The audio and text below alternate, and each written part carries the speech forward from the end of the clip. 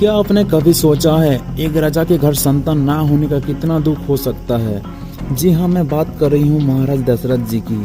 तो आइए जानते हैं भगवान श्री राम का जन्म कैसे हुआ। नमस्कार दोस्तों, आज हम बात करेंगे भगवान श्री राम के जन्म, जो कि संस्कृति और धर्म का एक महत्वपूर्ण हिस्सा है। राम का जन्म केवल एक घटना नहीं थी, बल्कि एक ऐसी युग की शुरुआत थी जब धरती को उनके जैसा महान पुरुष की आवश्यकता थी, क्योंकि चारों ओर से राक्षसों का राज चल रहा था। अयोध्या के राजा दशरथ भले ही राजा थे, लेकिन उनके जीवन में एक बड़ी कमी थी, जो है पुत्र न होने का कमी। उस टाइम महाराज दशरथ करीब 60 साल के थे। रानी कौशल्या और रानी कैकेयी के बीच राजा दशरथ हमेशा संतानों का कमी को लेकर चिंतित रहते थे।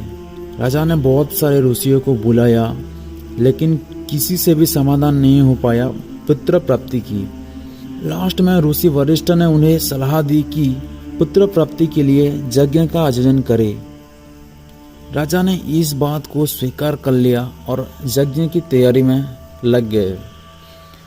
कुछ समय के बाद यज्ञ से अग्निदेव बाहर आए और राजा दशरथ को एक दिव्य खीर प्रदान की।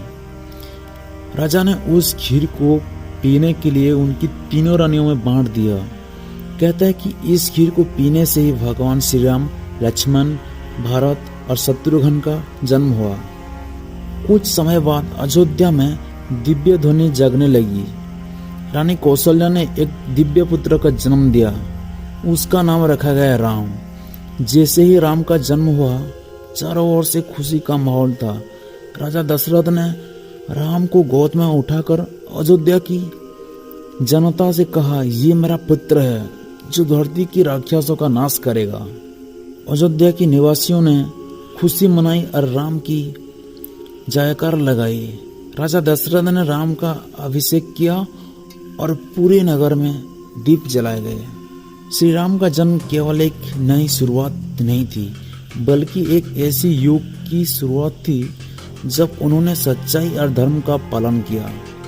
उनका जीवन में हमें सिखाती है कि आदर्शता, परिश्रम और धर्मों का मार्ग पर चलने से हमें जीवन में सफलता प्राप्त कर सकते हैं।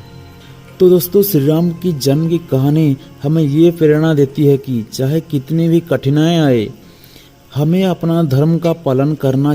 अगर आपको ये कहानी पसंद आई है तो वीडियो को लाइक करें और शेयर करें, और हमारा चैनल को सब्सक्राइब करना ना भूलें। जय श्री राम।